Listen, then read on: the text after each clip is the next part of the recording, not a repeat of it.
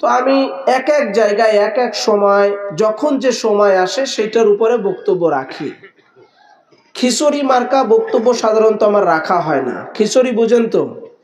আপনারা তো কৃষক মানুষ, আপনাদের খিচুড়িটা ভালো পরিচিতি, কি বলেন?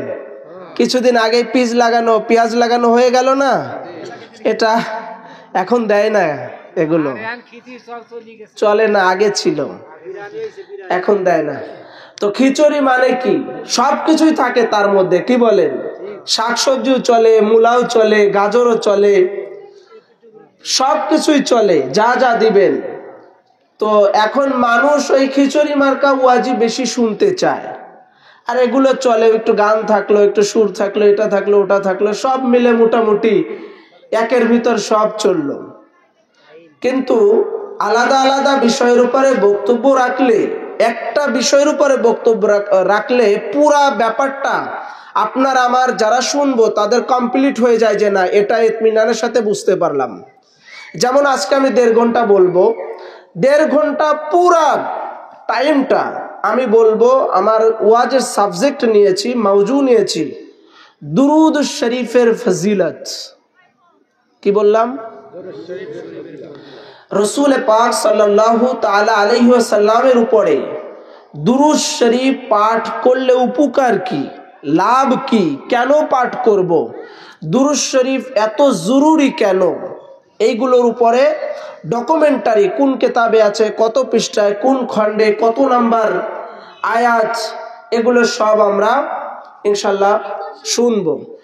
যদি এর ভিতরে অনেক আলেম আছেন বাইরে থেকে শুনতেছেন, যদি আমার পৃষ্ঠা নাম্বার বলা ভুল হয় বা কোনো হাদিস নাম্বার বলা ভুল হয়, সাথে সাথে আমাকে সাদা কাগজে চিরকুট লিখে পাঠিয়ে দিবেন, আমি সাথে সাথে শুধরাই নিব। তো আজকে আমাদের যে মওজুর উপরে বক্তব্য শুনবো সেটা হচ্ছে রসুল পাক সাল্লাল্লাহু আলাইহি ওয়াসাল্লামের উপরে দুরুদ শরীফ পাঠ করার ফজিলত।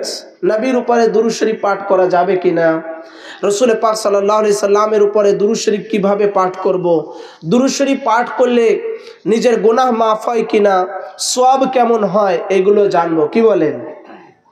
আপনারা মন খারাপ করলেন? এটা ভালো না? জানার দরকার আছে না?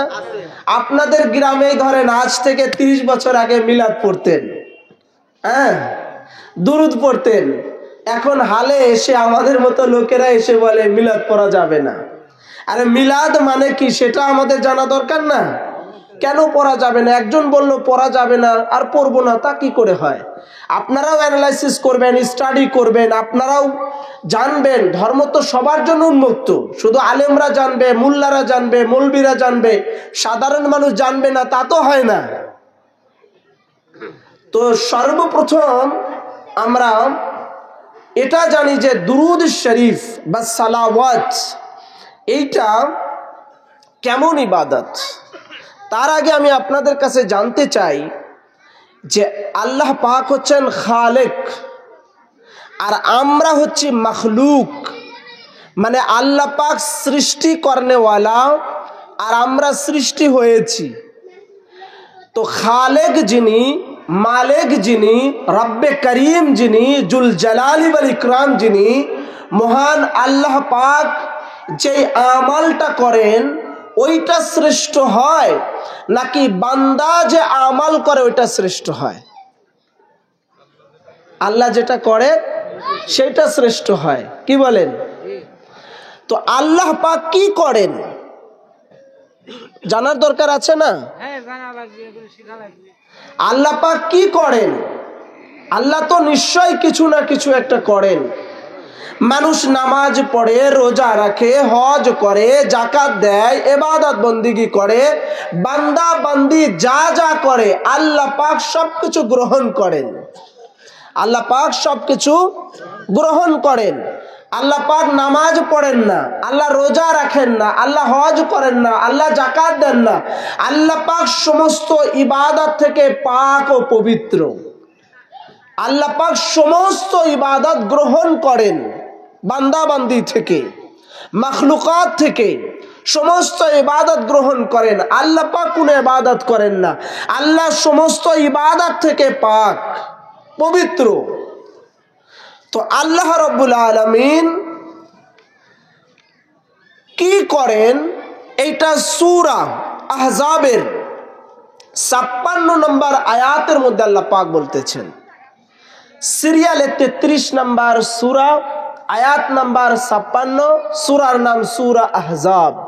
আল্লাহ পাক ইরশাদ ফরমাচ্ছেন, ইন্নাল্লাহা ওয়া মালাইকাতাহু ইউসাল্লুনা আলান নবী। আল্লাহ পাক ইরশাদ ফরমাচ্ছেন, ইন্নাল্লাহা, নিশ্চয় আমি আল্লাহ, ওয়া মালাইকাতাহু, এবং তার ফেরেশতা সমূহকে নিয়ে, ইউসাল্লুনা আলান নবী, আমার নবীর উপরে সালাওয়াত পাঠাই।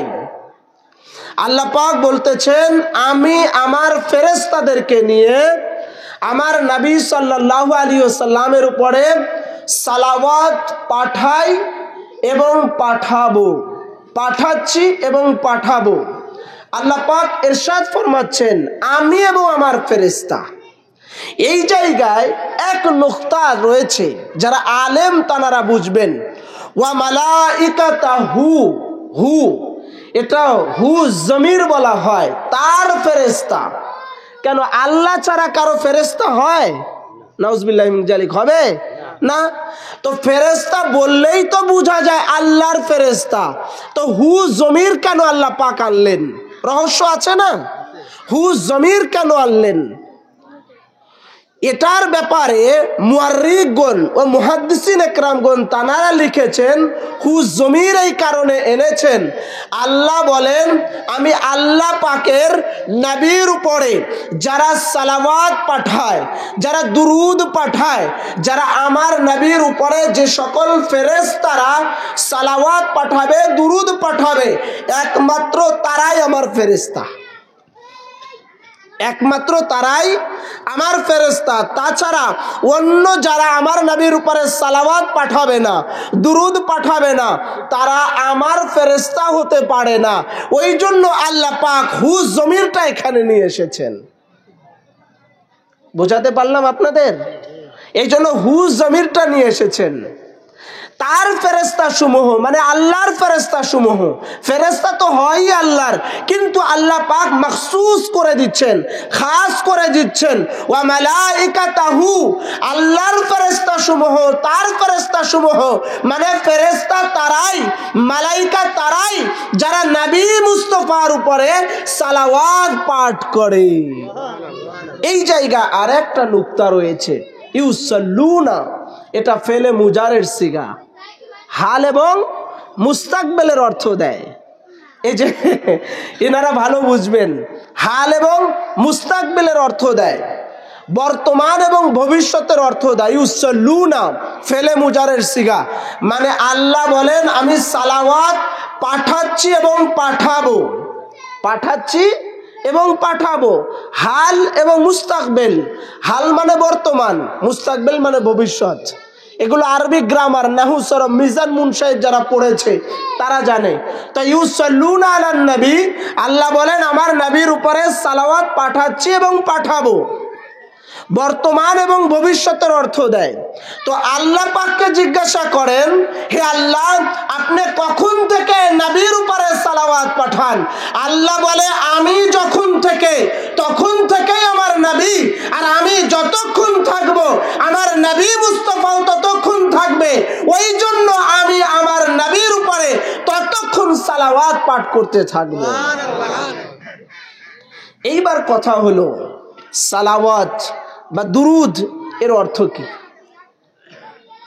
এই সালাওয়াত কোরআনে পাকের অসংখ্য জায়গায় এসেছে। সালাতের 4টা অর্থ আছে। একটা যখন আল্লাহর জন্য ব্যবহার করা হয় সেটা রহমত আসে, যখন মানুষের জন্য ব্যবহার করা হয়, মনসুব করা হয়, উদ্দেশ্য করা হয়, সেটা মাগফিরাত বা দোয়া আসতে পারে। যখন রসুল করিম সাল্লাল্লাহু আলাইহি ওয়াসাল্লামের জন্য মনসুব করা হয়, উদ্দেশ্য করা হয়, সেটা দুরূদ অর্থে ব্যবহার হয়।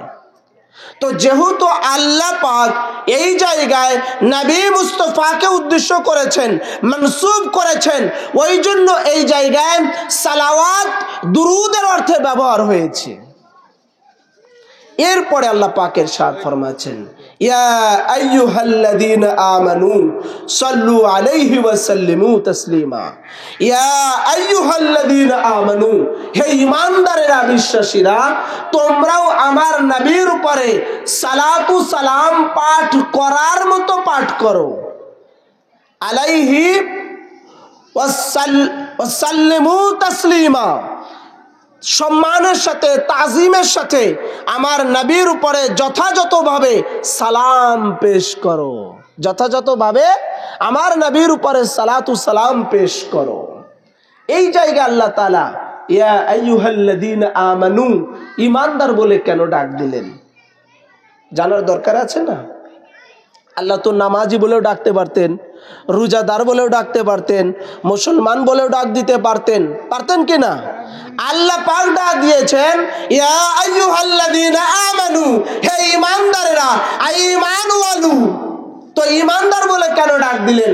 এই জন্য যে আল্লাহ তাআলা বলেন ইয়া আইয়ুহাল্লাযীনা আমানু সাল্লু আলাইহি ওয়া সাল্লিমু তাসলিমা, হে ঈমানদারেরা, তোমরাও আমার নবীর উপরে সালাতু সালাম যথাযথভাবে, সম্মানের সাথে, তাজিমের সাথে পাঠ করো।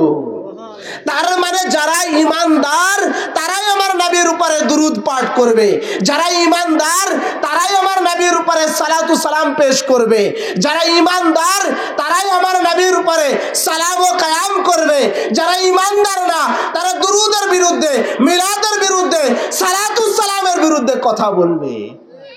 কি? এই জন্য আল্লাহ তাআলা বলেছেন ইয়া আইয়ুহাল্লাযীনা আমানু সাল্লু আলাইহি ওয়া সাল্লিমু তাসলিমা। কোরআন হচ্ছে হুদাল্লিল মুত্তাকিন। কোরআনে পাকের প্রত্যেকটা হুরুফ হেদায়েতের জন্য এসেছে, প্রত্যেকটা আয়াত হেদায়েতের জন্য আসছে, প্রত্যেকটা লফজ হেদায়েতের জন্য আসছে। এর থেকে আমাদেরকে হেদায়েত নিতে হবে। তো যারা ঈমানদার তারাই নবীর উপরে সালাতু সালাম পেশ করবে, যারা ঈমানদার তারাই নবী মুস্তাফার শান মুস্তাফা বয়ান করবে, যারা ঈমানদার তারাই নবীর উপরে দুরূদ পাঠ করবে, যারা ঈমানদার তারাই আমার নবীর উপরে সালাম ও কায়াম করবে, যারা ঈমানদার তারা যথাযথ সম্মানের সাথে নবী মুস্তাফার উপরে সালাওয়াত পেশ করবে। এরপরে আসুন রাসূল করিম সাল্লাল্লাহু তাআলা আলাইহি ওয়াসাল্লাম ইরশাদ ফরমিয়েছেন, দুরূদ শরীফ পাঠ করলে লাভ কি? এই হাদিসে পাক মুসলিম শরীফের মধ্যে আছে। কি বললাম? মুসলিম শরীফ। মুসলিম শরীফের মর্যাদা কি জানেন? বুখারী শরীফের পরে যার স্থান, সবচেয়ে বড় সহিহ এবং মূল্যবান আলেম উলামাদের কাছে শ্রেষ্ঠ কিতাব হচ্ছে সখানা, যাকে সিয়াসত্তার কিতাব বলে, সিয়াসিত্তা বলে। সেই সিয়াসত্তার মধ্যে প্রথম র্যাঙ্কে রয়েছে বুখারী শরীফ, এরপরে হচ্ছে মুসলিম। সেই মুসলিম শরীফের হাদিস নাম্বার 408 এবং তিরমিজি শরীফের সুনানের মধ্যে রয়েছে হাদিস নাম্বার 485। ইবনে হিব্বান তিনি তার সহিহর মধ্যে এনেছেন হাদিস নাম্বার 906। ইমাম আহমদ ইবনে হাম্বল তিনি তার মুসনাদের মধ্যে এনেছেন তৃতীয় খণ্ডের 372 পৃষ্ঠার মধ্যে। সাল্লু আলাইয়া ফাইন্নাহু মান সাল্লা আলাইয়া সালাতান সাল্লাল্লাহু আলাইহি বিহা আশারান। রাসূল করিম সাল্লাল্লাহু আলাইহি সাল্লাম ইরশাদ ফরমিয়েছেন, হযরতে আবু হুরায়রা রাদিয়াল্লাহু তাআলা রওয়ায়াত করেছেন, বলেন যে তোমরা আমার উপরে দুরূদ পড়ো। কে বলতেছেন? নবীজি, রাসূল পাক। কে বলতেছেন? একটু নামটা জোরে করে বলা যাবে না? রাসূল পাকের নাম নিতে কৃপণতা করতেছেন। কে বলেছেন? আপনার আমার নবী, দয়াল নবী, নূরের নবী, রহমতে দো জাহাঁ, রহমাতাল লিল আলামিন বলতেছেন সাল্লু আলাইয়া, যে তোমরা আমার উপরে দুরূদ শরীফ পাঠ করো। কারণ এবার বলতেছেন ফাইন্নাহু, এই জন্য মান সাল্লা আলাইয়া, যে ব্যক্তি আমার উপরে একবার দুরূদ শরীফ পাঠ করবে। কয়বার? একবার রাসূল পাকের উপরে দুরূদ শরীফ পাঠ করবে, সালাওয়াত পাঠ করবে, সাল্লাল্লাহু আলাইহি বিহা আশারা, তার উপরে 10 বার রহমত আল্লাহ পাক নাজিল করে। নবীর উপরে একবার যদি কেউ দুরূদ শরীফ পাঠ করে, আল্লাহ পাক তার উপরে কয়বার রহমত নাজিল করেন? 10 বার। চারটাখানি কথা। রাসূল পাক সাল্লাল্লাহু আলাইহি ওয়াসাল্লামের উপরে এক মারতবা যে দুরূদ শরীফ পাঠ করবে, রাসূল বলেছেন আল্লাহ পাক তার উপরে 10টা রহমত নাজিল করেন। এরপরে আবার রাসূল করিম ইরশাদ ফরমিয়েছেন, যে হাদিস পাক হযরতে মাসউদ রাদিয়াল্লাহু তাআলা আন রওয়ায়াত করেছেন। এই হাদিস পাক তিরমিজি শরীফের মধ্যে আছে, 76 একখানা কিতাব, হাদিস নাম্বার 484। ইবনে হিব্বানের মধ্যে রয়েছে, আর সহিহর মধ্যে 911 নম্বর হাদিসের মধ্যে এসেছে। এছাড়াও আর অন্যান্য কিতাবের মধ্যে রয়েছে।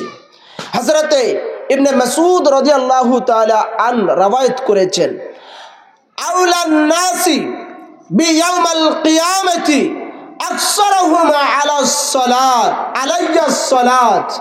রাসূল বলেছেন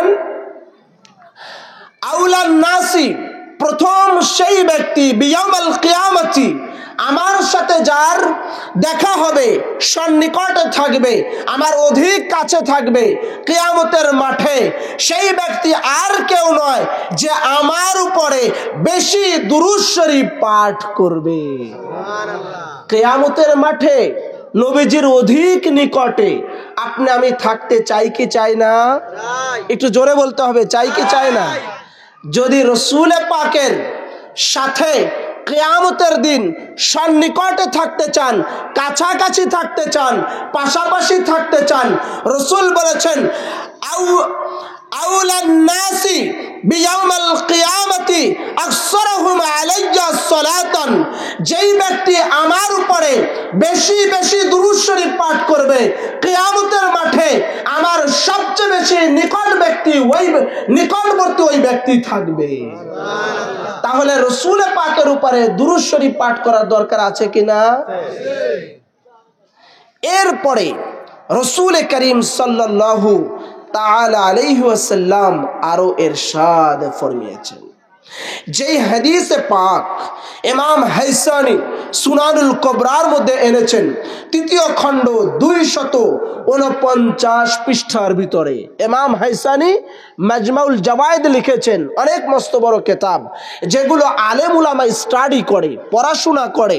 এগুলো মাদ্রাসায় পড়ানো হয় না, কিন্তু দাওরা হাদিস শেষ করার পরে, মাদ্রাসায় ইফতা শেষ করার পরে এইগুলো আলেম উলামারা কিনে কিনে মিশরের প্রিন্ট, লেবাননের প্রিন্ট, বেইরুতের প্রিন্ট, এইগুলো বাইরের প্রিন্টগুলো কিনে কিনে স্টাডি করে। সেই ইমাম হাইসানি সুনানুল কুবরার মধ্যে এনেছেন 3য় খণ্ড 249 পৃষ্ঠার মধ্যে। আল ফেরদাউস এই কিতাবের মধ্যে এনেছেন 250 পৃষ্ঠার মধ্যে। কি বলেছেন? আকসারু আলাইয়া মান সালাতিন ফি কুল্লি ইয়াউমিল জুমআতি ফা ইন্না সালাতান উম্মতি তারিদু আলাইয়া ফি কুল্লি ইয়াউমিল জুমআতি ফামান কানা আকসারুহুম আলাইয়া সালাতান মান কানা আকরাবুহুম মিন্নি মানজিলাতি। রাসূলুল্লাহ সাল্লাল্লাহু আলাইহি ওয়াসাল্লাম ইরশাদ ফরমিয়েছেন, প্রতি জুমার দিন আমার উপরে যেই ব্যক্তি বেশি বেশি করে দুরূদ শরীফ পাঠ করবে, রাসূল বলেছেন তোমরা প্রতি জুমার দিনে, শুক্রবারের দিন, জুমার দিন আমার উপরে বেশি বেশি দুরূদ শরীফ পাঠ করো, কেননা আমার উম্মতের দুরূদ প্রতি জুমাবার, প্রতি শুক্রবারে, জুমার দিনে আমার কাছে পেশ করা হয়। আর আমার ওই উম্মতের মধ্যে কিয়ামতের দিন সে আমার সবচেয়ে বেশি নৈকট্য লাভ করবে যেই ব্যক্তি আমার উপরে বেশি বেশি দুরূদ শরীফ পাঠ করেছে। প্রতি জুমার দিনে তোমরা দুরূদ শরীফ পাঠ করো, কেননা প্রতি জুমার দুরূদ শরীফ আমি নূর নবীজির উপরে রসুল পাকের উপরে পেশ করা হয়। আর যে আমার উপরে যত বেশি দুরূদ শরীফ পাঠ করবে কিয়ামতের মাঠে আমার তত নৈকট্য অর্জন করবে দুরূদ শরীফ বেশি পাঠ করনেওয়ালা। তাহলে দুরূদ শরীফ পাঠ করার দরকার আছে না? কি দুরূদ শরীফ পাঠ করবেন, কি স্টাইলে, কি পদ্ধতিতে, সেটা লাস্টে বলবো। এখন বলে দিলে তো চলে যাবেন, শেষে বলবো। তো রসুল বলেছেন আমার উপরে বেশি বেশি দুরূদ শরীফ জমার দিনে পাঠ করো। কেন? জমার দিনে তোমাদের পুরা দুরূদ শরীফ আমার কাছে পেশ করা হয়। তার মানে রওজায়ে রসুলে গম্বাদে খজরাতে মদিনা মুনওয়ারাতে রাসূলুল্লাহ হায়াতুন নবী আছেন, জিন্দা নবী আছেন, যার কারণে নবীজির কাছে পেশ করা হয়। ঠিক কিনা? এরপরে হযরতে আনাস রাদিয়াল্লাহু তাআলা আনহু রওয়ায়াত করেছেন, রাসূল ইরশাদ ফরমিয়েছেন, যেটা মুসলিম শরীফের মধ্যে এসেছে, ৭৬ কিতাব, মান সাল্লা আলাইয়া সালাতান ওয়াহিদাতান সাল্লাল্লাহু আলাইহি আশরান সালাতা ওয়া হুদ্দাতু আনহু আশরা লাহু আশরা দারাজাত। হযরতে আনাস বিন মালিক রওয়ায়াত করেছেন, রাসূল বলেছেন, যেই ব্যক্তি আমার উপরে একবার দুরূদ শরীফ পাঠ করবে, কয়বার? একবার দুরূদ শরীফ পাঠ করবে, আল্লাহ পাক তার উপরে 10 বার রহমত নাজিল করেন। শুধু তাই নয়, তার জীবন থেকে 10টা গুনাহ আল্লাহ পাক মাফ করে দেন। শুধু তাই নয়, আল্লাহ পাক ওই ব্যক্তির উপরে 10টা দরজা বুলন্দ করে দেন। একবার দুরূদ শরীফ পাঠ করার দ্বারাই 10টা রহমত নাজিল হয়, এরপরে 10টা গুনাহ মাফ হয়ে যায়। কি মাফ হয়? গুনাহ মাফ হয়। এরপরে আল্লাহ পাক তার জন্য 10টা মর্যাদা, পদোন্নতি, মর্যাদা দান করেন। কম কথা? দুরূদ শরীফ পড়ার দরকার আছে না? মোল্লারা যদি নিষেধ করে, মানা করে, মোল্লার কথা শুনবেন না, রাসূলুল্লাহ সাল্লাল্লাহু আলাইহি ওয়াসাল্লামের উপরে দুরূদ শরীফ পাঠ করে নিজের গুনাহকে মাফ করবেন, রাসূল পাকের নৈকট্য অর্জন করবেন, কিয়ামতে রাসূলুল্লাহর শাফায়াত নসিব হবে। এইটা চান? কোনটা? রাসূলের নৈকট্য অর্জন, রাসূলের শাফায়াত, এটা আমরা চাই। তো বেশি বেশি দুরূদ শরীফ পাঠ করতে হবে। 10টা দরজা, পদোন্নতি তার জীবনে আল্লাহ পাক করে দেন। কোন খাতে কিভাবে করে দিবেন সেটা আল্লাহ পাক জানেন। কি ভাই, আল্লাহ পারেন কি পারেন না? উনার নবীর খাতির আল্লাহ तमाम কুল কায়নাত সৃজন করেছেন, বানিয়েছেন।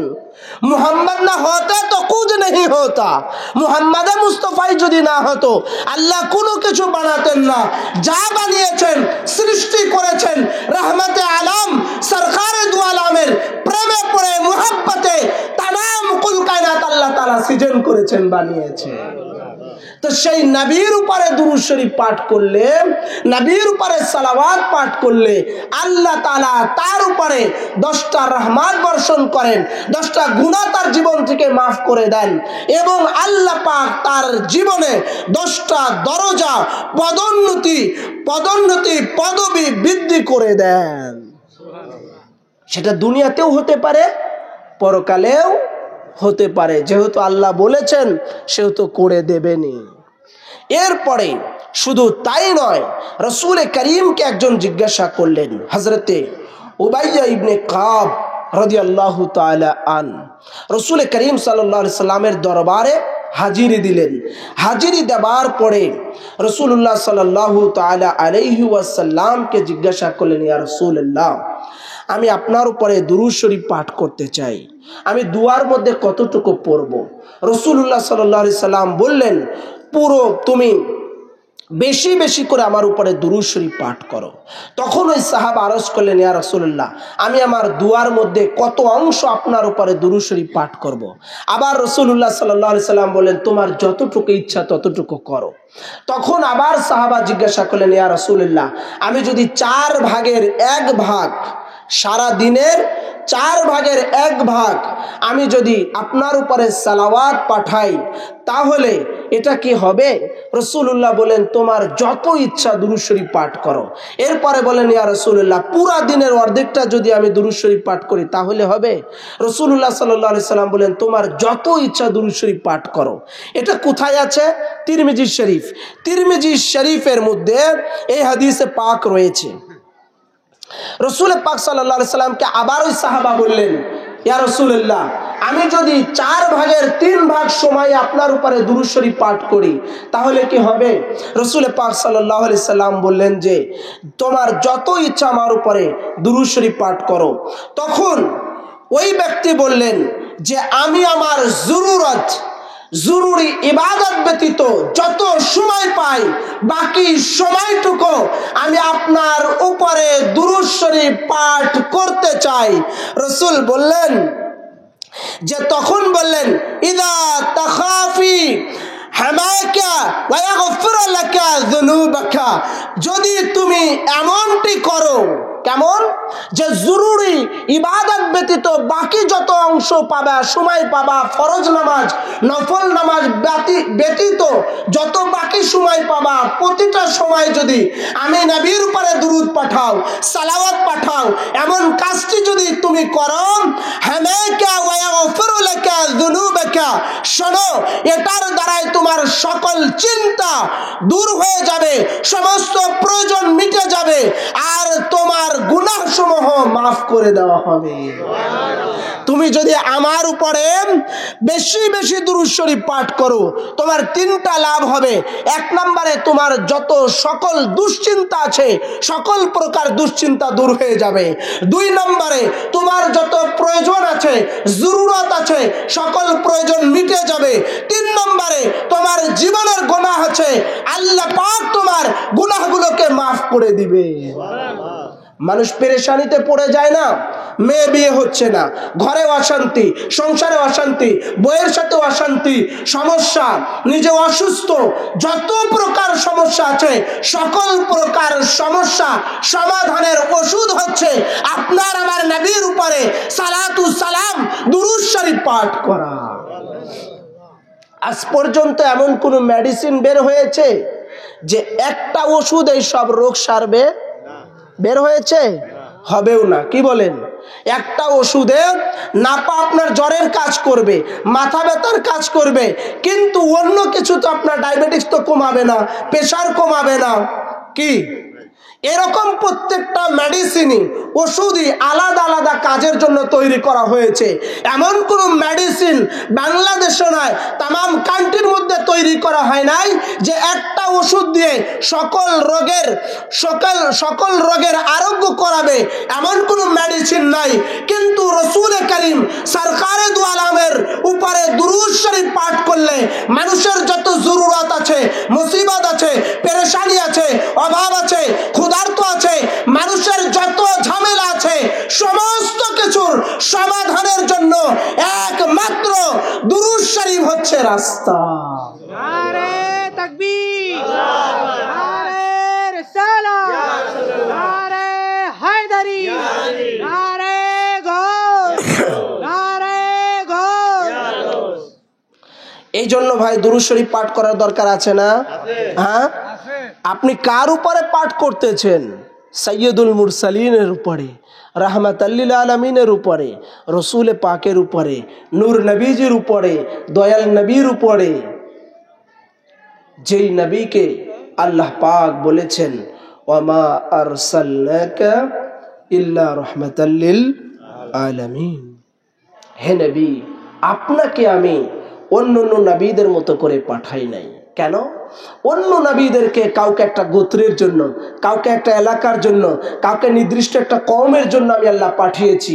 ওমা আরসালনাকা, হে নবী আপনাকে আমি ওই অন্যান্য নবীদের মতো করে পাঠাই নাই, আপনাকে পাঠিয়েছি আসমানের জন্য, জমিনের জন্য, আরশের জন্য, কুরসির জন্য, লাহ ও কালামের জন্য, তামাম কুল কায়নাতের জন্য, 18,000 মাখলুকাতের জন্য, সমস্ত সৃষ্টি জগতের জন্য রাহমাতাল লিল আলামিন করে পাঠিয়েছি আমি আল্লাহ রাব্বুল আলামিন। আর আপনি নবী হচ্ছেন রাহমাতাল লিল আলামিন। আমি আল্লাহর রুবুবিয়্যাত সেখানে সেখানে। আল্লাহর নাম আজানের মধ্যে, নবীর নাম আজানের মধ্যে রেখে দিয়েছেন। আল্লাহর নাম আকামতের মধ্যে, আমার নবীর নাম আকামতের মধ্যে রেখে দিয়েছেন। আল্লাহর নাম কালিমার মধ্যে, আমার নবীর নামও কালিমার মধ্যে রেখে দিয়েছেন। আল্লাহর নাম নামাজের মধ্যে, আমি নবী মুস্তাফা রাসূলুল্লাহ, আমার হাবিবুল্লাহ, আমার নূর নবীজির নাম আল্লাহ নামাজের মধ্যে রেখে দিয়েছেন। নারায়ে তাকবীর, নারায়ে রিসালাত, নারায়ে হায়দারি।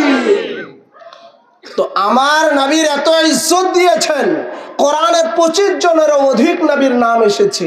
সব নবীর নাম ধরে ধরে আল্লাহ ডেকেছেন। ইয়া আদম, ইয়া শীশ, ইয়া মুসা, ইয়া হারুন, ইয়া ইসমাইল, ইয়া ইব্রাহিম, ইয়া ইসহাক, ইয়া ইয়াকুব, ইয়া দাউদ।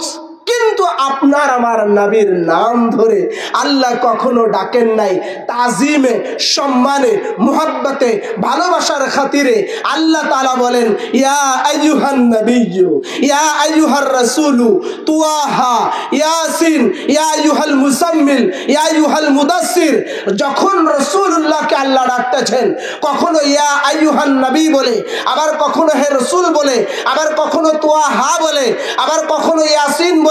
আবার রাসূল যখন কম্বল আবৃত অবস্থায়, তখন বলতেছেন ইয়া আইয়ুহাল মুজাম্মিল, আই কম্বলওয়ালা। আবার রাসূল যখন চাদর গায়ে দিয়ে আল্লাহ তাআলা রাসূলুল্লাহর নাম ধরে ডাকবেন, না না, আল্লাহ তাআলা বলতেছেন ইয়া আইয়ুহাল মুদাসসির, আই চাদরওয়ালা। আমার নবীর শান না? আমার নবীর সাথে কোন নবীর তুলনা হয়? আমার নবীর সাথে কোন নবীর সামঞ্জস্যতা প্যারালাল হয়? আমার নবীর সাথে কোন নবীর বরাবর সামঞ্জস্যতা রয়েছে? না। আমার নবী ছাড়া কিয়ামতের মাঠে কোন নবী আল্লাহ পাকের কাছে গিয়ে শাফায়াত করতে পারবেন না, আমার নবী একমাত্র পারবেন। যেই জায়গায় আদম থেকে নিয়ে ঈসা পর্যন্ত কোন নবীর যোগ্যতা নাই আমার নবীর সমান সমানে যাওয়া, সেই জায়গায় আপনার আমার মতো কাটমুল্লার কি যোগ্যতা আছে নবীর বরাবর যাওয়ার? তো যারা বলে নবী আমাদের মতো, তারা কি ভুল বলে না? হ্যাঁ, এই হলো আমাদের সমাজের অবস্থা। এই জন্য রাসূলুল্লাহ আরো বলতেছেন, কি শুনতেছিলাম আমরা? দুরূদ শরীফ পড়ার ফজিলতের উপরে আমরা শুনতেছিলাম। রাসূল করিম আরো ইরশাদ ফরমিয়েছেন, মান সাল্লা আলাইকা সাল্লাইতু আলাইহি ওয়া মান সাল্লা আলাইকা সাল্লামতু আলাইহি। রাসূলুল্লাহ ইরশাদ ফরমিয়েছেন, এই হাদিসে পাক রয়েছে মুস্তাদরাকুল হাকিমের মধ্যে প্রথম খণ্ড 550 পৃষ্ঠার মধ্যে, যেটা পুরাতন সেটার হাদিস নাম্বার 2018। আবার যেটা নতুন সংস্কার করা হয়েছে সেটার মধ্যে রয়েছে, আবার কানজুল উম্মালের মধ্যে রয়েছে প্রথম খণ্ড 491 পৃষ্ঠার মধ্যে। রাসূলুল্লাহ ইরশাদ ফরমিয়েছেন, যেই ব্যক্তি আমার উপরে দুরূদ শরীফ পাঠ করবে আমি তার উপরে রহমত নাজিল করব, আর যে আমার উপরে সালাম আরজ করবে আমি তার উপরে শান্তি বর্ষণ করব। আর সংবাদ শোনো, সুসংবাদ শোনো, আমি আল্লাহ পাকের এই নবী হিসাবে বলতেছি, আমি তার উপরে শান্তি ও রহমতের দোয়া করব। তো নবীর উপরে দুরূদ শরীফ পাঠ করার দ্বারা নবী যদি বান্দার জন্য, গোলামের জন্য, উম্মতের জন্য, উম্মতিদের জন্য মাগফিরাতের যদি দোয়া করেন, রহমত নাজিল করেন, শান্তির দোয়া করেন, আর দুনিয়ায় কোনো কিছুর দরকার আছে? কারো দুয়ার দরকার আছে? তাহলে আমার নবীর উপরে দুরূদ পাঠ করার দরকার আছে না? এই জন্য যখন রাত্রে বেলায় এশারের নামাজ পড়ে ঘুমাতে যাবেন, তখন দুরূদ শরীফ পাঠ করতে থাকবেন। যে দুরূদ শরীফ খুশি, আপনি যেটা পারেন, যেটা মুখস্থ আছে। হাজারো দুরূদ আছে, হাজারো দুরূদ রয়েছে, হাজার অসংখ্য দুরূদ রয়েছে। আমার কাছেই প্রায় 40টার উপরে দুরূদ শরীফ রয়েছে, আরো অধিক আছে। হাজার দুরূদ শরীফ থেকে আপনার যেটা মুখস্থ, নামাজে যেটা পড়ি দুরুদে ইব্রাহিম সেটাও পড়তে পারেন, দুরুদে গাউসিয়াও পড়তে পারেন, চিস্তিয়া তরিকার দুরুদ আছে যারা চিস্তিয়া তরিকা করেন সেটাও পড়তে পারেন। যারা দুরুদ শরীফ মুখস্থ নাই অন্তত এতটুকু পড়তে পারেন সাল্লাল্লাহু তাআলা আলাইহি ওয়া আলা আলিহি ওয়া আহলে বাইতিহি ওয়া সাল্লাম বা সাল্লাল্লাহু আলাইহি ওয়াসাল্লাম, এটাও নবীর উপরে দুরুদ, এটাও পড়তে পারেন। নবী বলেছেন যেই ব্যক্তি আমার উপরে দুরূদ শরীফ বেশি বেশি পাঠ করে আর ঘুমের ঘরে জিয়ারত হয়ে যায়, আমি রাসূলুল্লাহর স্বপ্নের মধ্যে আমার জিয়ারত তার নসিব হয়ে যায়।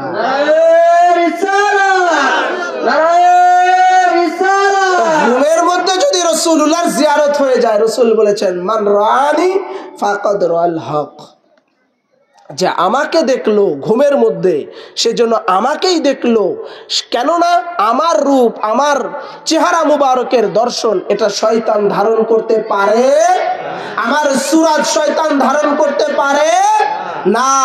যে আমাকে দেখলো সেজন্য মান রানি ফাকাদ রাল হক, সেজন্য আমি রাসূলুল্লাহকে দেখলো, এবং মান রানি ফাকাদ রাল হক, যে আমাকে স্বপ্নের মধ্যে দেখলো সেজন্য খুদ আল্লাহকেই দেখলো। তাহলে রাসূলুল্লাহর জিয়ারত নসিব হোক, এটা আমরা চাই কি চাই না? যদিও আমরা রাসূলের পাকের উপরে দুরূদ শরীফ পাঠ করি, এখন থেকে বেশি বেশি পাঠ করব। এশারের নামাজের পরে দুরূদ শরীফ যখন শুয়ে পড়বেন বিছানায়, রাসূলের পাকের উপরে দুরূদ শরীফ পাঠ করতে থাকবেন। দেখবেন ঘুমের মধ্যে একদিন, 2 দিন, 3 দিন, 4 দিন যেতে যেতে যেতে যেতে একটা সময় রাসূলুল্লাহর জিয়ারত নসিব হয়ে গেছে। মুহাব্বতের সাথে, ভালোবাসার সাথে পড়তে হবে। এশারের নামাজ পড়ে আবার নামাজ না পড়ে শুরু করে দিয়েন না। এলাকার লোকেরা নাকি নামাজ পড়ে না, কাদেরিয়া তরিকাতের লোক, তাই নাকি? হ্যাঁ, কেন? নামাজ তো ভাই অবশ্যই পড়তে হবে, নামাজ তো আপনাদের জন্যই। কারণ নামাজের মধ্যে আহলে বাইত আছে, পাক পাঞ্জাতুন পাক আছে। তো আপনারা পাক পাঞ্জাতুন পাককে চেনেন, আহলে বাইতকে চেনেন, আপনারাই তো আরো বেশি বেশি নামাজ পড়বেন। কি বলেন? হ্যাঁ, নামাজ আপনাদের জন্যই, কারণ আপনারা পাক পাঞ্জাতুনকে মুহাব্বত করেন, ভালোবাসেন। নামাজের মধ্যে যে বলেন আল্লাহুম্মা সাল্লি আলা মুহাম্মাদিন ওয়া আলা আলি মুহাম্মাদ, আই খোদা দুরুদ ভেজ দো নবী আর আলে নবী पर, ওই নবী আর নবীর বংশধর হলো আহলে বাইত। তাহলে নামাজ পড়ার দরকার আছে না? এই জন্য ভাই নামাজ সব তরিকতের জন্য, তরিকত না করলেও তাদের জন্য, সবার জন্য নামাজ। কাদেরিয়া তরিকত যারা করেন তারা বেশি বেশি নামাজ পড়বেন, মসজিদে যাবেন, নামাজ আদায় করবেন। ভাই খালি কাদেরিয়া তরিকাওয়ালাদের দোষ দেয়। এই গ্রামে কি খালি কাদেরিয়া তরিকাতের লোকই আছে?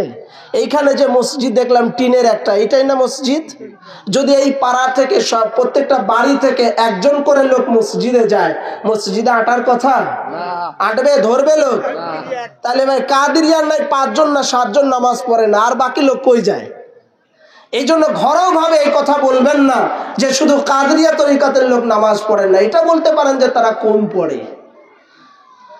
এই জন্য এরা নামাজ মসজিদে যায় না, তাহলে আর বাকি লোক যায় না কেন? মসজিদে পড়েই থাকে, 1 কাতার হয়, 1.5 কাতার হয়। এই জন্য ঢালাও ভাবে কোনো তরিকতকে ছোট করা যাবে না। কি কথা বলছিলাম? রাসূল করিম, কেউ কথা বলবেন না, কারো কোনো কথা থাকলে লাস্টে বলবেন। রাসূল পাক সাল্লাল্লাহু আলাইহি ওয়াসাল্লাম ওনার উপরে দুরূদ শরীফ পাঠ করলে কি হয় রাসূল বলেছেন। এই হাদিসে পাক তিরমিজি শরীফের মধ্যে রয়েছে, 2য় খণ্ড 185 পৃষ্ঠার মধ্যে রয়েছে। রাসূল বলেছেন মান সাল্লা আলা রাসূলিল্লাহি সাল্লাল্লাহু আলাইহি ওয়া মালাইকাতুহু 70 সালাতান। রাসূল বলেছেন যেই ব্যক্তি আমি নবীর উপরে একবার দুরূদ শরীফ পাঠ করবে, আল্লাহ তাআলা তার ফেরেশতারা তার উপরে 70 বার রহমত বর্ষণ করে। নবীর উপরে একবার দুরূদ শরীফ যদি কেউ পাঠ করে, আল্লাহ পাক ও আল্লাহর ফেরেশতা সহ সেই বান্দার উপরে, বান্দির উপরে 70 বার আল্লাহর রহমত বর্ষণ করে। আবার রাসূল বলেছেন, এই হাদিসে পাক হযরত আব্দুল্লাহ ইবনে উমর রওয়ায়াত করেছেন, রাসূলুল্লাহ সাল্লাল্লাহু আলাইহি সাল্লাম বলেছেন, ইমাম বাইহাকি সুনানুল ঈমানের শুআবুল ঈমানের দ্বিতীয় খণ্ড 218 পৃষ্ঠার মধ্যে এনেছেন, মান সাল্লা আলাইয়া ইনদা কবরিহি সামিতু ওয়া মান সাল্লা আলাইয়া নাইবান আবলাগাতাহু ইলামাহু। রাসূল বলেছেন, যেই ব্যক্তি আমার কবরে মাজার শরীফে দাঁড়িয়ে দাঁড়িয়ে দুরূদ শরীফ পাঠ করে, আমি রাসূল সরাসরি সামিতুহু সরাসরি তা শুনতে পাই, আর যে ব্যক্তি দূর থেকে আমার উপরে দুরূদ শরীফ পৌঁছায় সেটাও আমি রাসূলুল্লাহ শুনতে পাই। যেই ব্যক্তি আমার রওজা পাকের সামনে দাঁড়িয়ে দুরূদ শরীফ পাঠ করে এবং দূর থেকেও যদি পড়ে, উভয়টাই আমি রাসূল শুনতে পাই। তাইলে ভাই, রাসূলের উপরে দুরূদ শরীফ পাঠ করার ফজিলত মর্যাদা আছে কি নাই? এত আছে যে আল্লাহ পাক তার ফেরেশতাদেরকে নিয়ে 70 বার তার উপরে রহমত বর্ষণ করেন। আবার নবীজি ইরশাদ ফরমিয়েছেন কি, যেটা তিরমিজি শরীফ সুনানের মধ্যে প্রথম খণ্ড 110 পৃষ্ঠার মধ্যে এনেছেন, ইন্না দুআ মাওকুফুন বাইনাস সামাই ওয়াল আরদ লা ইয়াসআ মিনহু শাইআন হাত্তা তাসাল্লি আলাইয়া নবিয়্যিকা সাল্লাল্লাহু আলাইহি ওয়াসাল্লাম। আমরা যখন মসজিদে যাই, দোকানে বা বাড়িতে দুয়ার ব্যবস্থা করি, করি কি করি না? দুয়ার ব্যবস্থা করি। সেই দুয়ার ব্যবস্থা করার পরে আমাদের অনেকের দোয়া কবুল হয়, অনেকের হয় না। অনেকের দোয়া চাইতে চাইতে চোখের পানি ফেলাই, তাও দোয়া কবুল হয় না। কি বলেন, হয়? সব দোয়া কবুল হয়? দোয়া কবুলের শর্তর মধ্যে 1 নাম্বার শর্ত রাসূল বয়ান করেছেন, ইন্না দুআ মাওকুফুন বাইনাস সামাই ওয়াল আরদ। আরে শোনো, তোমাদের দোয়া কেন কবুল হয় না? আসমানের মাঝখানে দোয়াগুলো থেমে থাকে, ঠেকে থাকে। কি কারণে? শোনো, ইয়াসাল্লু শাইয়ান হাত্তা তাসাল্লু আলাইয়া নবিয়্যিকা, যতক্ষণ না নবী মুস্তাফার উপরে দুরূদ না পাঠানো হয়, সালাওয়াত না পাঠানো হয়, দুরূদ শরীফ পাঠ করা না হয়, ততক্ষণ দোয়াগুলো আসমানে ঝুলন্ত অবস্থায় থাকে, কবুল করা হয় না।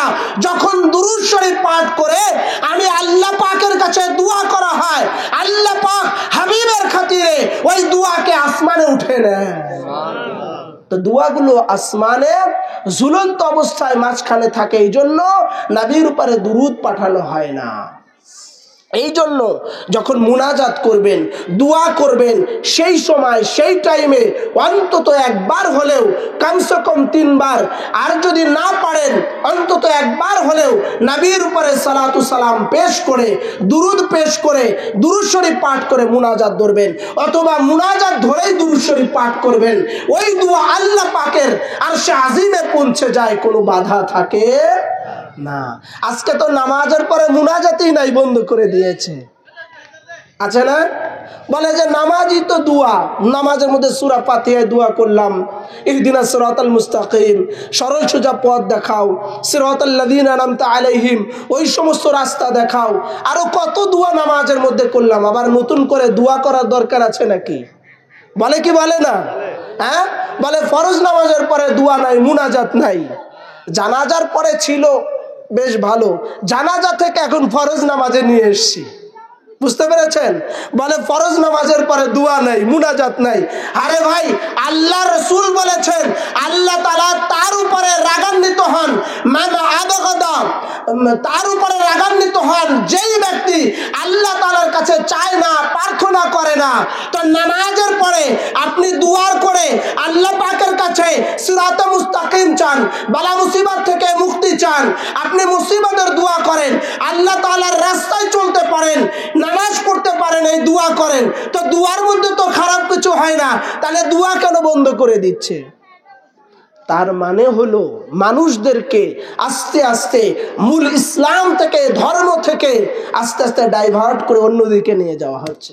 কিছুদিন পরে শবে বরাত বলবে, শবে বরাতে রাত জেগে নামাজ পড়ার দরকার নাই। এক শ্রেণীর লোক আছে বলবে, আরে ভাই আজকে ইসলাম থেকে মুনাজাত নাই, বাদ দিচ্ছেন, জানাজার পরে দোয়া নাই, বাদ দিচ্ছেন, মিলাদ নাই, কিয়াম নাই, রাসূল পাক সাল্লাল্লাহু আলাইহি সাল্লামের উপরে দুরূদ পড়া নাই, এরকম বাদ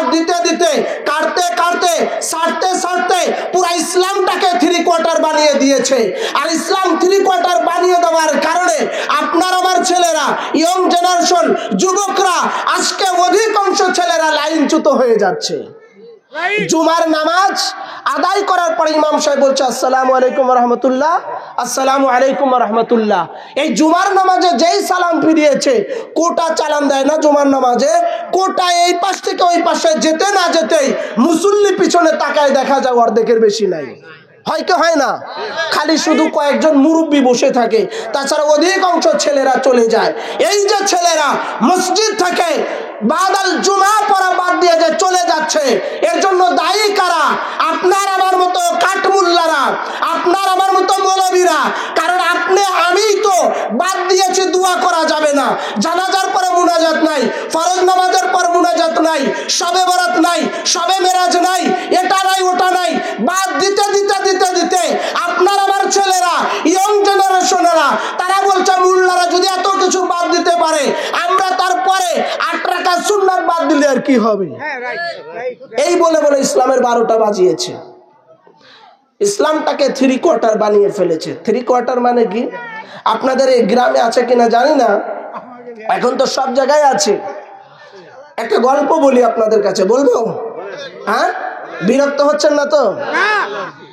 একটা মাস্টার মশাই স্কুলে চাকরি করে, একটা প্যান্ট পায়জামা কিনে নিয়ে আসছে, বুঝছেন? পায়জামা কিনে নিয়ে আসছে, বড় হয়েছে, পরে দেখে পায়ে টাকনুর নিচে তো পরা যাবে না, কি বলে, একদম মাটি হেসড়ে যাচ্ছে। তখন ওনার বিবিকে বলেছে যে মাটি হেসড়ে যাচ্ছে, তুমি একটু কেটে সেলাই করে দাও। বিবি বলছে না, আমার হাতে কাজ আছে, আমি পারবো না। তখন তার বৌমাকে বলেছে, বৌমা বলেছে না, আমি পারবো না। তার মেয়েকে বলেছে, মাস্টার মশাই তার মেয়েকে বলেছে, মেয়েও বলেছে না, আমার পড়াশোনা আছে, আমি কেটে সেলাই দিতে পারবো না। হঠাৎ করে যখন দুপুরের পরে সবাই ফ্রি হয়েছে, তখন মনে হলো যে স্বামী এতদিন পরে একটা কাজের কথা বললো, একটু পায়জামাটা কেটে সেলাই করে দিতে বললো, যদি না দেয় মন খারাপ করবে, একটু কেটে সেলাই করে দিয়েছে। এখন বৌমাও চিন্তা করলো, শ্বশুর আব্বা তো কিছু বলে না, আজকে এই কাজটা দিল, যাক আমি একটু কেটে সেলাই করে দিই, সেও কেটে সেলাই করে দিয়েছে। এখন তার মেয়ে চিন্তা করলো, আব্বাকে তো যা বলি তাই শোনে, গাড়ি টানার কথা বললে, বই কেনার কথা বললে, টাকা চাইলে সবই দেয়, তাহলে আব্বা যেহেতু বললো একটা কাজের কথা, এটা বাদ দেই কিভাবে, এটা আমি একটু করি। তখন সেও কেটে সেলাই করে দিয়েছে। এখন মাস্টার মশাই স্কুল থেকে এসে চিন্তা করেছে, এখন বাজারে যাব চাটা খেতে, তো পায়জামাটা একটু পরে দেখছে যে 3/4 হয়ে গেছে। মানে ফুল প্যান্টও না, হাফ প্যান্টও না, হাফ প্যান্টের নিচে, ফুল প্যান্টের উপরে, এটাকে বলে 3/4। বুঝছেন? তো ইসলাম থেকে এই কিয়াম বাদ দিয়েছে, দুরুদ বাদ দিয়েছে, মুনাজাত বাদ দিয়েছে, শবে বরাত নাই, শবে মেরাজ নাই, এটা নাই ওটা নাই, এই বলতে বলতে কাটতে কাটতে বাদ দিতে দিতে সবকিছু ছাড়তে ছাড়তে আজকে ইসলামটাকে 3/4 বানিয়ে দিয়েছে। খারাপ বললাম? এটা দুঃখের কথা ভাই, আফসোসের কথা। এই জন্য কোনো মুল্লা মৌলবী থেকে ইসলাম নেওয়া যাবে না, কোনো মুল্লা মৌলবীর ঘর থেকে ধর্ম নেওয়া যাবে না, 3 তলা টুপি দেখলে পাগল হওয়া যাবে না, বড় জুব্বা হাব্বা গুব্বা দেখলে পাগল হওয়া যাবে না। ইসলাম নিতে চাইলে যাদের বিনিময়ে ইসলাম এসেছে, ধর্ম এসেছে, আল্লাহর ওয়ালি, আহলে বাইত, আওলাদ রাসূল, পাকে পাঞ্জাতন পাক, সেই আলে মুহাম্মাদের দরবার আর ওলি আল্লাহদের দরবার থেকে ইসলাম নিলে সত্য ইসলাম পাওয়া সম্ভব, নচেত 3/4 ইসলাম পাবেন। কি বলছিলাম? আমার সাবজেক্ট এটা না, এটা বললে আরো অনেক বলা যাবে। রাসূল পাক সাল্লাল্লাহু আলাইহি সাল্লাম বলেছেন, দোয়াগুলো আসমানের মাঝখানে ঝুলন্ত অবস্থায় থাকে যতক্ষণ না আমি নবীর উপরে দুরুদ পাঠ করা হয়। যখন বান্দা বান্দি আমার উপরে দুরুদ শরীফ পাঠ করে, তখন ওই দোয়া আল্লাহ পাক আরশে আজিমে নিয়ে যান, কবুল করে নেন। এরপরে রাসূলুল্লাহ সাল্লাল্লাহু আলাইহি সাল্লাম বলেছেন, হযরত আম্মার বিন ইয়াসির রাদিয়াল্লাহু তাআলা আনহু বলেছেন, ইমাম বাজ্জার আল মুসনাদ এনেছেন, ইমাম হাসানি মাজমাল জাওয়াইদ এনেছেন, 10ম খণ্ডের 162 পৃষ্ঠার মধ্যে, কি ইন্নাল্লাহ তাবারাকা ওয়া তাআলা মালাকান আতাহু আসমাআ খলাইক ফাহু কাইমান আলাইয়া কবরি ইযা মাতা ফালাইসা আহাদা ইউসাল্লু আলাইহি সালাতান। হুজুরে রাসূল করিম সাল্লাল্লাহু আলাইহি সাল্লাম বলেছেন, হযরত আম্মার বিন ইয়াসির রাদিয়াল্লাহু তাআলা রওয়ায়াত করেছেন, নিশ্চয় আল্লাহ তাআলা একজন ফেরেশতাকে সকল সৃষ্টির শ্রবণ শক্তি দান করেছেন। আর যখন আমার পর্দা হবে, বেসালে হক হবে, তখন সেই ব্যক্তি কিয়ামত পর্যন্ত আমার মাজার শরীফে রওজা পাকে দাঁড়িয়ে থাকবে। অতঃপর আমার উম্মতের মধ্যে কোনো ব্যক্তি যখন আমার উপরে বেশি বেশি দুরূদ শরীফ পাঠ করে, ওই ফেরেশতা তার মাতা পিতাকে নিয়ে বলবে, হে মুহাম্মদ সাল্লাল্লাহু আলাইহি ওয়াসাল্লাম, অমুকের অমুক ব্যক্তি, অমুকের ছেলে অমুক আপনার উপরে দুরূদ পাঠ করেছে। অতএব আল্লাহ তাআলা প্রত্যেক দুরুদের বদলা হিসাবে 10 বার করে রহমত তার জন্য নাজিল করবে। সুবহানাল্লাহ। 10 বার করে রহমত নাজিল করবেন, রাসূল পাক ইরশাদ ফরমিয়েছে। এই জন্য ভাই, নবীজি সাল্লাল্লাহু আলাইহি সাল্লামের উপরে যে যত বেশি দুরূদ শরীফ পাঠ করবে, তার তত অভাব অনটন দূর হয়ে যাবে, বালা মুসিবত দূর হয়ে যাবে, পেরেশানি দূর হয়ে যাবে। আপনার সংসারে অশান্তি রয়েছে, কন্টিনিউ সব সময় আপনি যখন পবিত্রতার হালত থাকবেন, রওজায়ে রাসূল গম্বাদে খাজরা মদিনা শরীফের দিকে তাওয়াজ্জু করে, মাকসুদ করে রাসূলের উপরে দুরূদ শরীফ পাঠ করেন, খোদার কসম আল্লাহ চাহে তো আপনার সংসারের মুসিবতকে দূর করে দিবে। সুবহানাল্লাহ। আল্লাহ চাহে তো উনার হাবিবের খাতিরে মুসিবতকে দূর করে দিবেন। এবং মিশকাত শরীফের মধ্যে এসে রাসূলুল্লাহ সাল্লাল্লাহু আলাইহি ওয়াসাল্লাম ইরশাদ ফরমিয়েছেন, একবার হযরত আয়েশা সিদ্দিকা রাদিয়াল্লাহু তাআলা আনহা তানার উরু মুবারকের উপরে মাথা দিয়ে উনি ঘুমাচ্ছিলেন, শুয়েছিলেন রাসূলুল্লাহ। হঠাৎ করে রাসূলুল্লাহ ওখান থেকে উধাও হয়ে গেলেন। হযরতে আয়েশা বললেন, মিশকাত শরীফের হাদিস, বললেন যে আমি আশ্চর্য হলাম রাসূলুল্লাহ কোথায় গেলেন, আমি পেরেশান হয়ে গেলাম, পুরা ঘরে আমি তল্লাশি করা শুরু করে দিলাম, কোথাও পেলাম না। এরপরে আমি দরজার কাছে গেলাম, গিয়ে দেখলাম দরজা ওইভাবেই লাগানো রয়েছে। আবার আমি যে জায়গায় বসেছিলাম ওখানে আসলাম, দেখলাম না, ওখানেও নেই। আবার আমি রাসূলুল্লাহকে এদিকে ওদিকে উপরে নিচে সব জায়গায় আমি তালাশ করতে থাকলাম, দেখলাম রাসূলুল্লাহ নাই। হঠাৎ করে কিছুক্ষণ পরে আবার আমি যে জায়গায় বসেছিলাম ওখানেই বসে আছি, হঠাৎ হুজুরে পাক রাসূলে পাক ওই জায়গায় হাজির হয়ে গেছেন। আমি জিজ্ঞাসা করলাম, ইয়া রাসূলুল্লাহ, ইয়া হাবিবাল্লাহ, আপনি আমার সাথে কথোপকথন করতেছিলেন, হঠাৎ করে আপনি কোথায় গেলেন? রাসূল বললেন, মিশকাতের মধ্যে আছে যে আমার উপরে আমি কিছু আমার মুহিব্বিন মুতাকাদরা আমার উপরে দুরূদ শরীফ পাঠ করতেছিল, আমি ওই জায়গায় ছুটে চলে গিয়েছিলাম তাদের দুরূদ শরীফ সালাতু সালামের জবাব দেওয়ার জন্য। তো যেখানে দুরূদ শরীফ পাঠ করা হয় সেখানে রহমত বর্ষণ হয়, যেখানে দুরূদ শরীফ পাঠ করা হয় সেখানে নবীজি সশরীরেও হাজির থাকতে পারেন, আমার মদিনা থেকে উনি শুনতে পারেন। আবার যে জায়গায় দুরূদ শরীফ পাঠ করা হয় সে জায়গায় আল্লাহর রহমতের ফেরেশতা নাজিল হয়, যে জায়গায় দুরূদ শরীফ পাঠ করা হয় ওই জায়গায় আল্লাহ তাআলার রহমত ও বর্ষণ নাজিল হয়, যে জায়গায় দুরূদ শরীফ পাঠ করা হয় ওই জায়গাতে আল্লাহর রহমতের ফেরেশতারা চারপাশে বেষ্টনী দিয়ে ঘিরাও করে রাখে। তাহলে দুরূদ শরীফ পড়ার দরকার আছে কিনা? যারা বন্ধ করতে চায় তাদের কথা শুনবেন না রাসূলে পাক হাদিসে পাকে কি আসছে সেটা শুনবেন? রাসূল করিম সাল্লাল্লাহু আলাইহি সাল্লাম আরো ইরশাদ ফরমিয়েছেন, দুরূদ শরীফের যে অলসতা করে তার পরিণতি কি হতে পারে এই ব্যাপারে বলেছেন। এই হাদিসে পাক তিরমিজি শরীফে আছে। কোথায়? তিরমিজি শরীফে দ্বিতীয় খণ্ড 194 পৃষ্ঠার মধ্যে, দ্বিতীয় খণ্ড মানে জিলদে সানি। আরবিতে আমি বলছি না কেন, আপনারা বুঝতে পারবেন না, এটা আলেমদের জন্য, এই জন্য বাংলায় বলছি দ্বিতীয় খণ্ড জিলদে সানি। তো আবার না হলে আলেমরা ধরে ফেলবে, আরে দ্বিতীয় খণ্ড আবার কি বুখারী তিরমিজি শরীফ, বুঝেন নাই? আমি এতগুলো কিতাবের ডকুমেন্ট কোড করলাম, আপনি দেখান যে এই কিতাবে আছে কিনা। তো সেই তিরমিজি দ্বিতীয় খণ্ড 194 পৃষ্ঠার মধ্যে রয়েছে কি, রাগামা আনফু রাজুলিন যুকিরতু ইনদাহু ফালাম ইউসাল্লা আলাইয়া।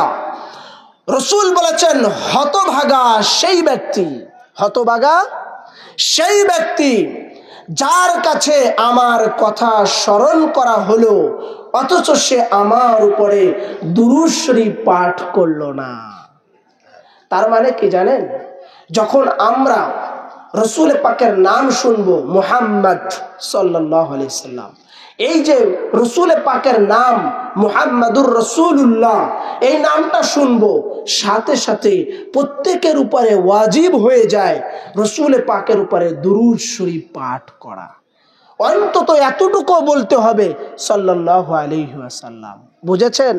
মসজিদে যখন ইমাম সাহেব খুতবা দিবে, মৌলানা সাহেব খুতবা দিবে, হাফেজ সাহেব খুতবা দিবে, যদি রসুলের নাম মুবারক বলে মুহাম্মদ সাল্লাল্লাহু আলাইহি ওয়াসাল্লাম, এই নাম মুবারকটা যদি নেয়, আপনারা যারা মুসল্লিরা থাকবেন, যারা আপনারা উপস্থিত থাকবেন, যে জায়গাতে উনার নাম নেওয়া হোক, মনে মনে হোক আর উচ্চস্বরে হোক, আওয়াজ দিয়ে হোক আর এমনি মনে মনে বলেন, সবাইকে বলতে হবে, সবার উপর এটা ওয়াজিব আছে সাল্লাল্লাহু আলাইহি ওয়াসাল্লাম বলা।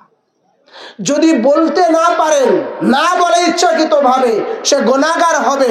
এই জন্য রসুল বলেছেন, হতভাগা সেই ব্যক্তি যে আমার নাম মুবারক শুনলো অথচ আমার উপরে দুরূদ শরীফ পাঠ করলো না।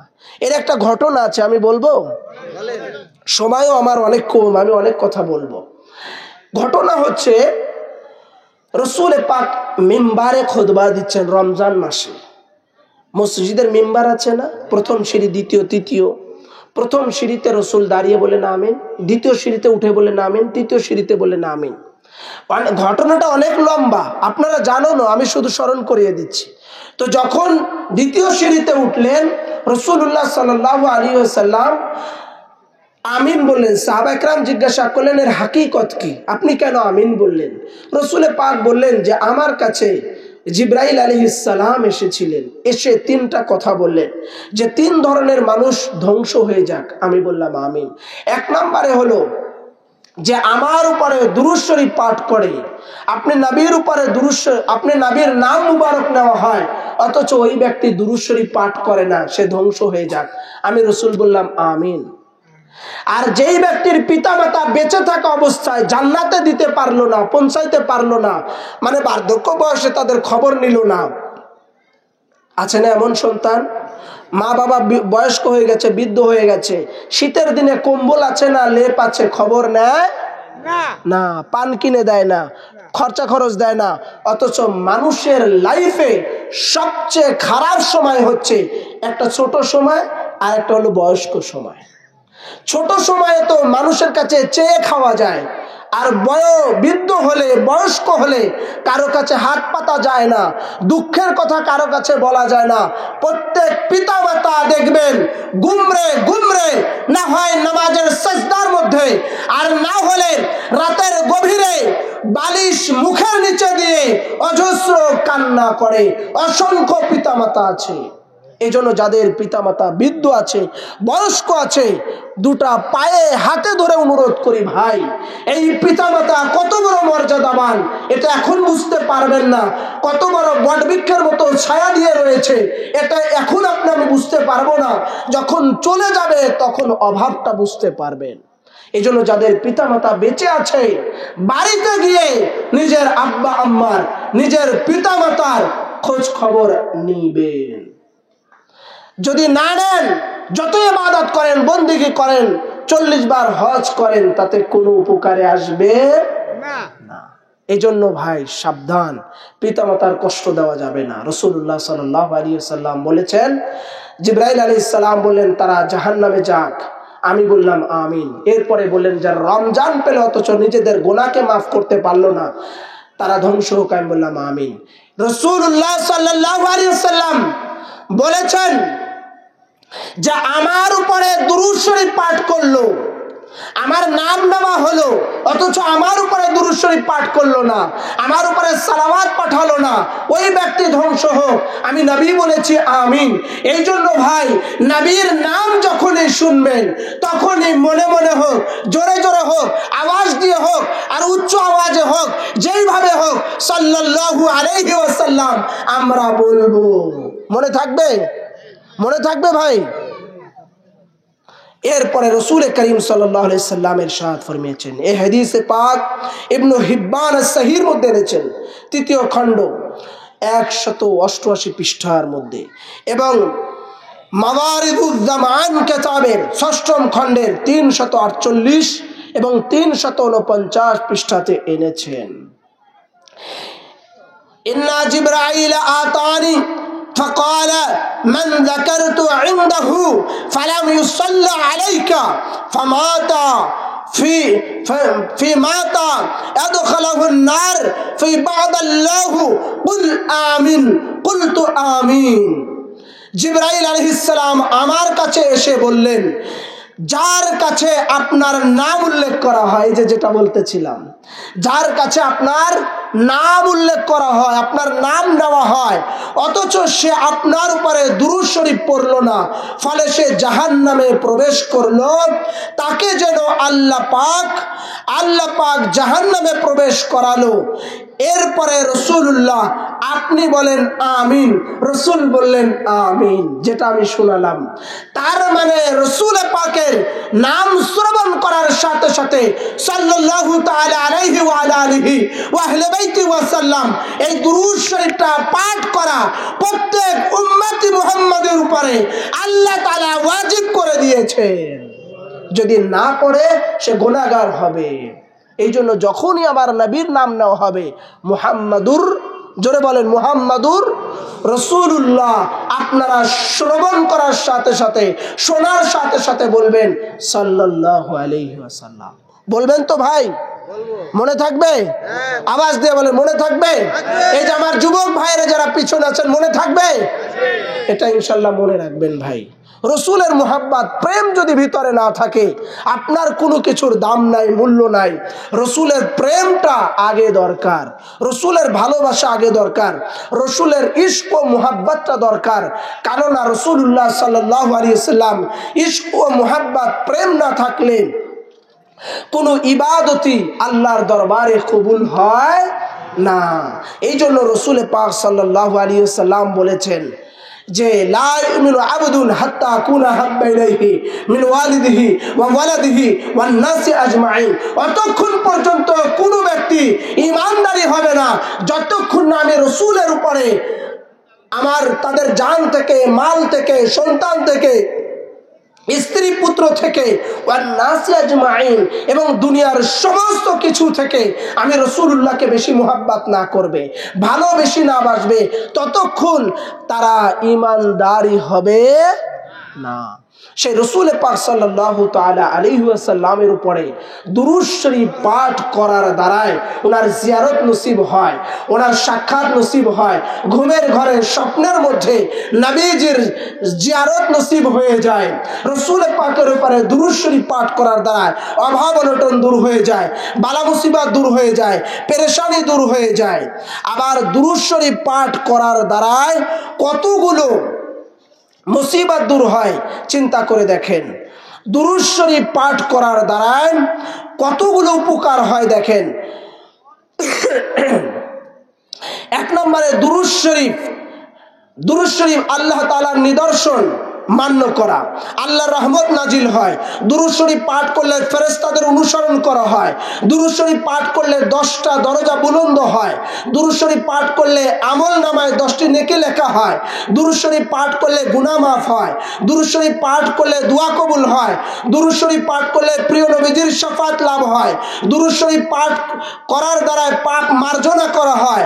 দুরূদ শরীফ পাঠ করার দ্বারা দোষ ত্রুটি গোপন রাখা হয়। 10 নম্বর দুরূদ শরীফ পাঠ করার দ্বারা অভাব অনটন দূর করা হয়।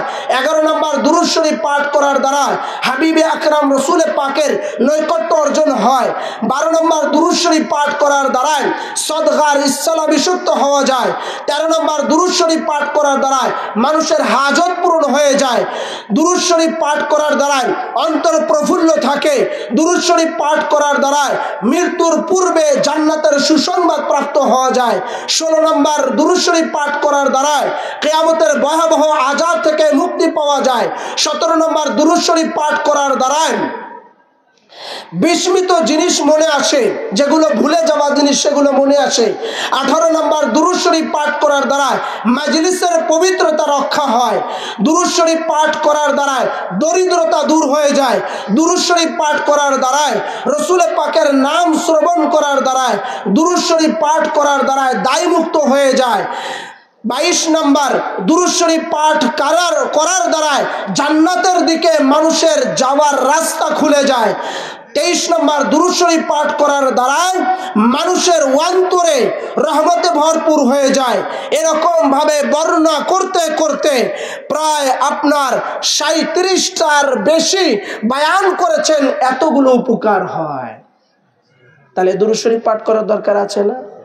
এখন কথা হলো যে দুরূদ শরীফ কিভাবে পাঠ করবেন। দুরূদ শরীফ আপনি একা একাও পাঠ করতে পারেন, আবার যখন শুয়ে থাকবেন, ঘুমের মধ্যে যাবেন, ঘুমানোর জন্য যাবেন, তার আগে আপনি 100 বার দুরূদ শরীফ পাঠ করে নিলেন। নামাজের পরে দুরূদ শরীফ পাঠ করবেন, কিংবা আপনি মুনাজাতের আগে দুরূদ শরীফ পাঠ করে নিলেন, কিংবা যখনই কোনো ভালো কাজ করতে যাবেন, ভালো কাজের শুরুতে দুরূদ শরীফ পাঠ করবেন। যখনই কোনো দোকান খুলতে যাবেন, দুরূদ শরীফ পাঠ করলে দোকান খোলেন, বরকত হবে। যখনই মাঠে কাজ করতে যাবেন, দুরূদ শরীফ পাঠ করে কাজ শুরু করে দেন, ওই কাজের মধ্যে আল্লাহর রহমত ও বরকত থাকবে। এই জন্য ভাই, দুরূদ শরীফ আপনার আমার পাঠ করার দরকার আছে। রাসূল পাকের ইরশাদ ফরমিয়েছেন, এই হাদিসে পাক ইমাম আহমদ ইবনে হাম্বল রওয়ায়াত করেছেন।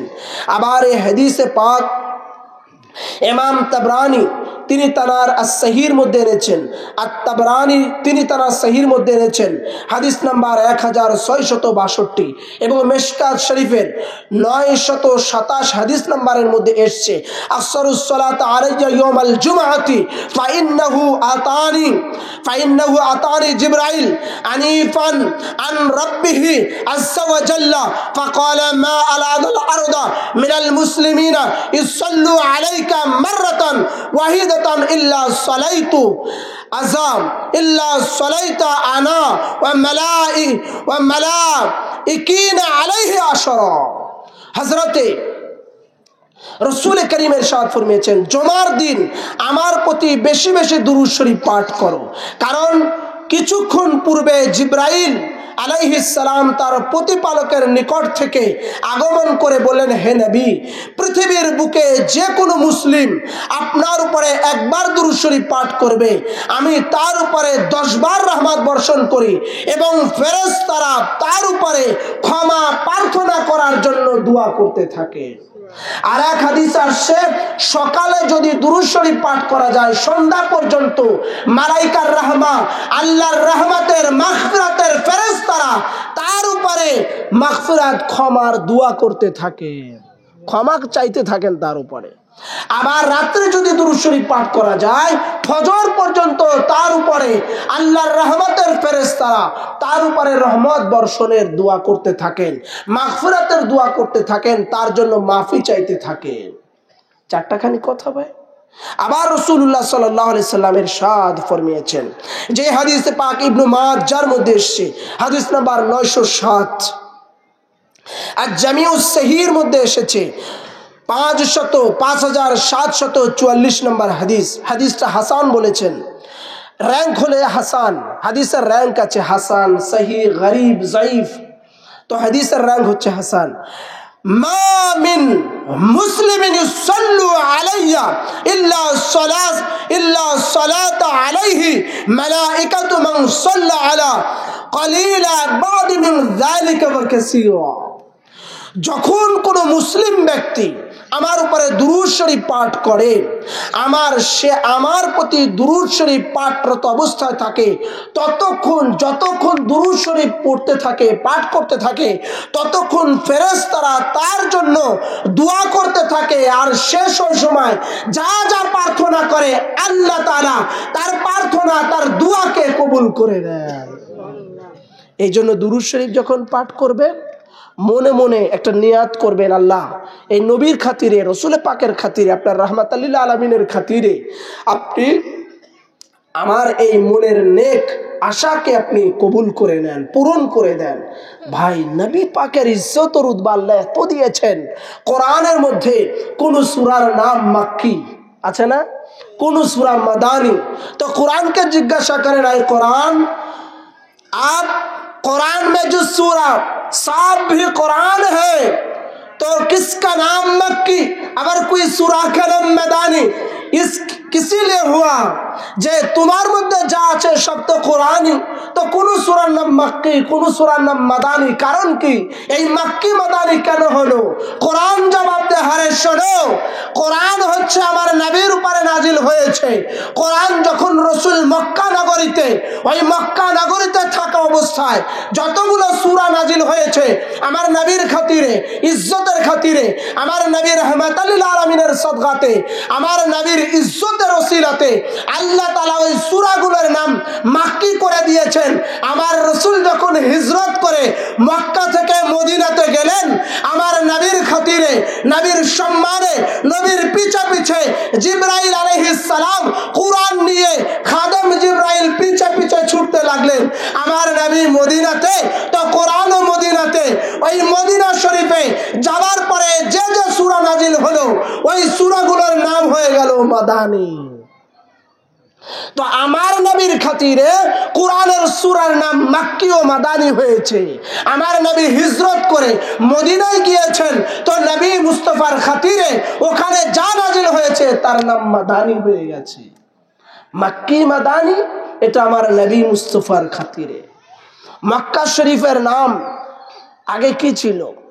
আল্লাহ পাক হুজুরের খাতিরে, নবীজির খাতিরে সেই নূর নবী আগমন করবেন বলে 570 খ্রিস্টাব্দে 12 রবিউল আউয়ালে সুবে সাদিকের সময় সোমবারের দিন খাজা আব্দুল্লাহ আলাইহিস সালামের ঘরে মা আমিনার উদরে আগমন করবেন মক্কা নগরীতে।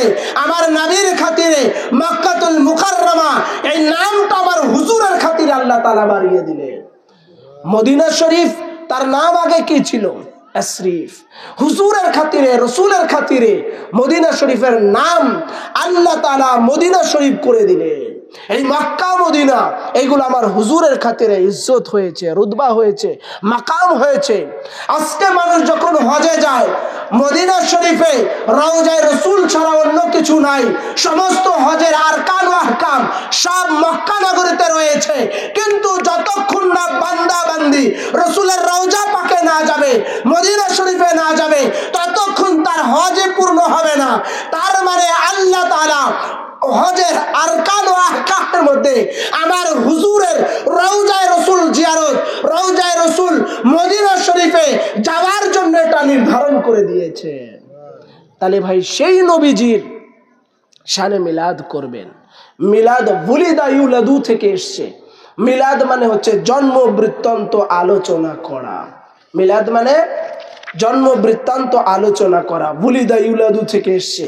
তো আমার নবী মুস্তাফা সাল্লাল্লাহু তাআলা আলাইহি ওয়াসাল্লাম, ওনার খাতিরে আল্লাহ তাআলা কুল কায়নাত সৃষ্টি করেছেন, ওনার জন্য আল্লাহ তাআলা তামাম জাহান সৃষ্টি করেছেন। সেই নবী মুস্তাফার উপরে দুরূদ শরীফ পড়লে, মিলাদ পড়লে, কায়াম করলে কি বেদাত হয়? শিরিক হয়? নাজায়েজ হয়? আরে ভাই, আল্লাহ তাআলা যে জায়গায় ফেরেশতাদেরকে নিয়ে আমার নবীর উপরে সালাওয়াত পাঠ করেন, সে জায়গায় বান্দা কি করে কৃপণতা করে নবী মুস্তাফার মিলাদ মুস্তাফার বিরোধিতা করতে পারে? তার মানে যত আফজালুল ইবাদত আছে, শ্রেষ্ঠ ইবাদত আছে, সেই শ্রেষ্ঠ ইবাদত থেকে একটা আফজালুল ইবাদত হচ্ছে আপনার আমার নবীর উপরে সালাওয়াত পাঠ করা, মিলাদ শরীফ পাঠ করা। আল্লাহ রাব্বুল আলামিন আপনাকে আমাকে রাসূল পাক সাল্লাল্লাহু আলাইহি ওয়াসাল্লাম ও ওনার আহলে বাইত, ওনার খানদান, ওনার পরিবার, ওনাদের মুহাব্বত নিয়ে, ভালোবাসা নিয়ে, ওলি আল্লাহদের প্রেমিক হয়ে, ওলি আল্লাহদের ভালোবাসা